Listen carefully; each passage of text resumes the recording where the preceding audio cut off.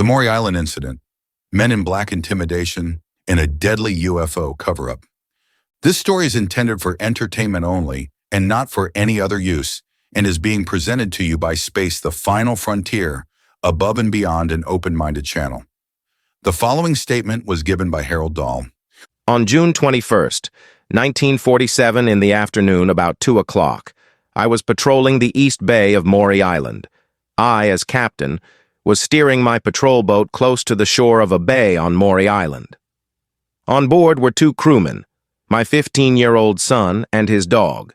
As I looked up from the wheel on my boat, I noticed 6 very large donut-shaped aircraft. One of the objects began spewing forth what seemed like thousands of newspapers from somewhere on the inside of its center. These newspapers, which turned out to be a white type of very lightweight metal, fluttered to earth. A substance resembling lava rocks fell onto the boat, breaking my son's arm and killing my dog. In the early summer of 1947, long before flying saucer became part of the world's vocabulary, the skies over Puget Sound held a secret.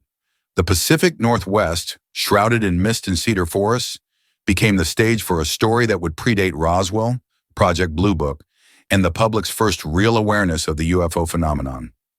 It began quietly on the waters between Tacoma and Maury Island, when one man witnessed something so strange that it would set in motion a chain of death, silence, and conspiracy that endures to this day. Harold Dahl was a harbor patrolman by trade, a quiet man who earned his living collecting stray logs and watching for debris. On the afternoon of June 21st, 1947, at approximately 2 o'clock, Dahl was steering his patrol boat through the eastern bay of Maury Island. The air was still, the water calm, and the sun shimmered across the tide flats like molten silver. On board were 2 of his crewmen, his 15-year-old son, and their family dog. What began as an ordinary patrol would soon become one of the most perplexing and controversial UFO encounters in American history. As Dahl guided the boat close to shore, a sudden flash of light drew his gaze upward. Hovering silently in the blue afternoon sky were 6 massive, donut-shaped craft. Each one was unlike anything he had ever seen. Gleaming metallic discs, perhaps 100 feet across, with a hollow center that appeared to pulse with an internal glow. They floated in a loose formation, turning with mechanical precision, as if engaged in deliberate maneuvers. Dahl slowed the engine and called for his men to look. Then, without warning, one of the objects began to wobble. It lurched erratically, dipping lower until it hovered directly above the boat. A dull hum filled the air. The craft seemed to tremble, its outer rim vibrating. Dahl and his crew watched in stunned silence as the object began ejecting a torrent of debris from its central opening, thousands of fragments that looked at first like fluttering sheets of newspaper. The fragments caught the sunlight as they fell, glinting like thin metallic foil. When one landed on the deck, Dahl realized it was not paper at all, but a strange, lightweight metal, smooth, silvery, and almost warm to the touch. Then came something far more dangerous. A heavier substance began raining down from the craft. Dark, molten rock that hissed and cracked as it struck the wooden deck. One chunk smashed through the wheelhouse roof, another hit the water with a sharp hiss. One fragment struck Dahl's son, breaking his arm. Another landed on the dog, killing it instantly. Dahl shouted, "Take cover!" For nearly 60 seconds, the strange storm continued, and then as suddenly as it began, it stopped. The damaged craft rose slowly and rejoined the others. The 6 discs then accelerated upward and disappeared into the clouds. When the sky cleared, the men stood in shock. The boat's deck was scorched, the dog lay lifeless, and the strange metallic fragments littered the surface. Dahl collected samples of the material, certain that he had just witnessed something extraordinary, something not of this earth. That night, after returning to Tacoma, Dahl confided in his superior, Fred Chrisman, a fellow harbor patrolman known for his tough, no-nonsense demeanor. Chrisman was skeptical, but agreed to investigate. The next morning, he returned to Maury Island, collected several chunks of the metallic debris, and claimed to have seen one of the craft hovering again in the distance. Chrisman made the following statements. I went over to Maury Island and did find all the debris, lava rock, and some of the white metal that Harold had told me about. One of the same kind of aircraft that Harold described to me came right out of a large, fat cumulus cloud and made a wide circle of this little bay. I would say it had a definite observation window. The whole surface appeared to be metal, burled and of a brassy color, almost golden. Both men were left uneasy by the experience, uncertain whether they had stumbled upon a secret military experiment or something far more mysterious. Yet the story did not end there. The following day, Dahl received an unexpected visitor. At a local diner, a man dressed in a black suit approached him. His demeanor was calm, but his eyes sharp. Too sharp, Dahl would later say. The stranger invited him to breakfast. Over coffee, the man recounted every detail of Dahl's experience on Maury Island, including facts Dahl had never shared publicly. When Dahl asked how he knew so much, the man simply smiled and said, "You have seen something you were not meant to see. For your sake, forget what happened." The encounter left Dahl shaken. He later described the man's voice as low and deliberate, his tone carrying both authority and menace. It was one of the earliest recorded appearances of what would later be known as the Men in Black. Enigmatic figures who appear after UFO sightings, warning witnesses into silence. Meanwhile, the Pacific Northwest was quickly becoming a hotspot for unexplained aerial phenomena. On June 24th, just 3 days after Dahl's sighting, pilot Kenneth Arnold reported seeing 9 crescent-shaped objects near Mount Rainier, traveling at incredible speed, an event that would introduce the term flying saucer into popular culture. Arnold's account drew national attention, and soon after, he received an anonymous letter describing the Maury Island Incident. Intrigued, he traveled to Tacoma to investigate, unaware that he was walking into a web of secrecy that would soon turn deadly. Arnold met with Dahl and Chrisman, who showed him the fragments they had recovered. They described the encounter in vivid detail, their stories nearly identical. Arnold, convinced something real had occurred, contacted the military for assistance.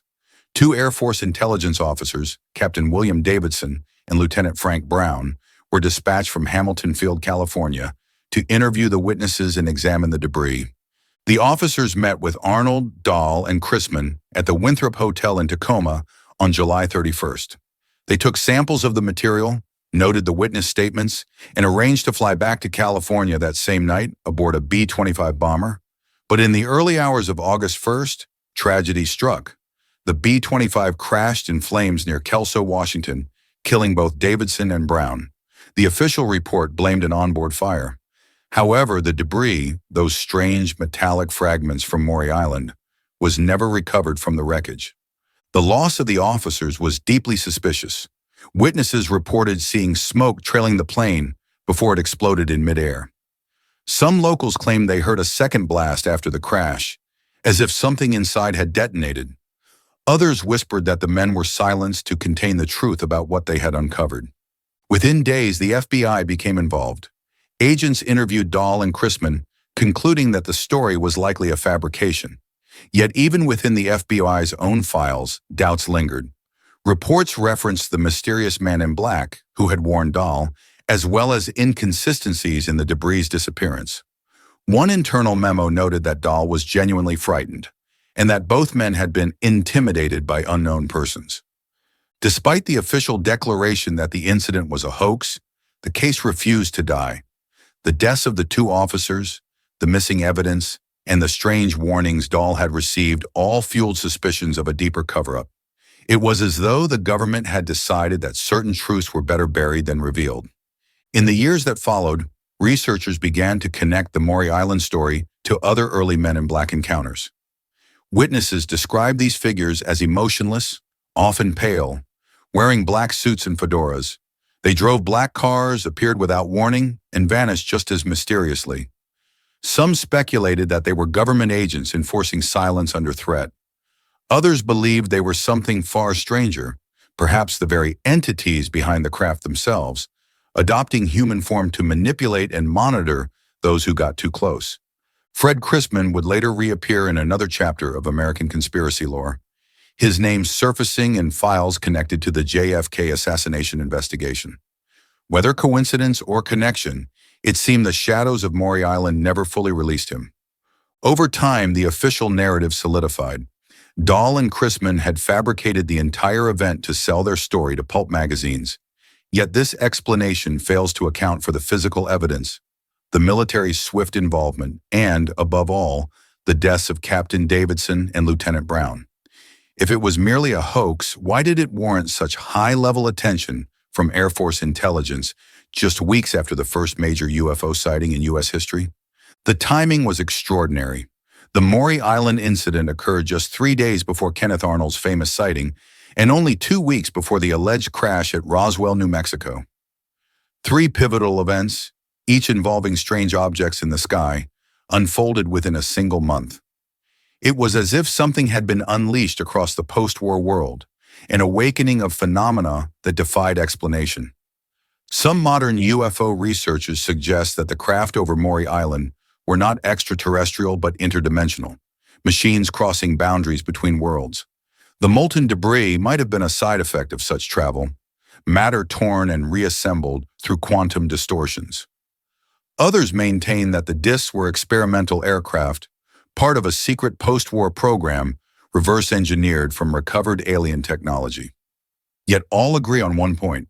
Something very real occurred on that quiet June afternoon. Harold Dahl never fully recovered from the experience. Haunted by the warning of the man in black, he withdrew from public life.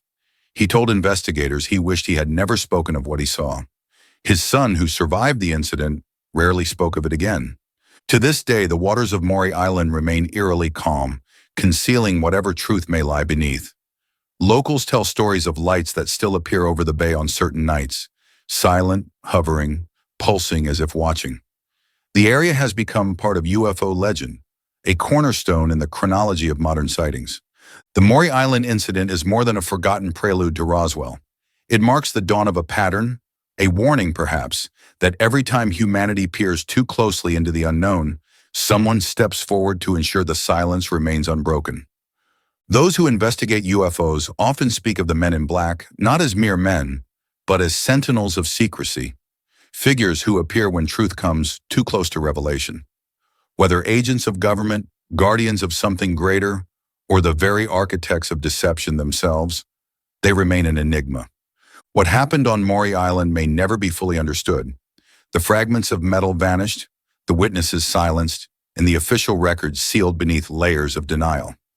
Yet in the quiet between the waves and the wind, the echoes of that encounter persist. 6 luminous discs, a dying dog, a son's broken arm, 2 dead officers, and a man in black who knew everything before a single word was spoken. The case endures because it asks a question humanity has never answered. Who or what watches from above, and who ensures that we never find out? Final thoughts. Fred Chrisman made the following statement in January 1950. Why, if we were such blackguards and deliberately caused the deaths of 2 Air Force pilots and the loss of a $150,000 airplane, did not the government or some agency there attempt to seek justice through the courts of the state and federal government? The Maury Island incident sticks around because it is treated by the government as false. But yet again, it feels like a cover-up. People died following up on this story, evidence is lost, and harassment ensues.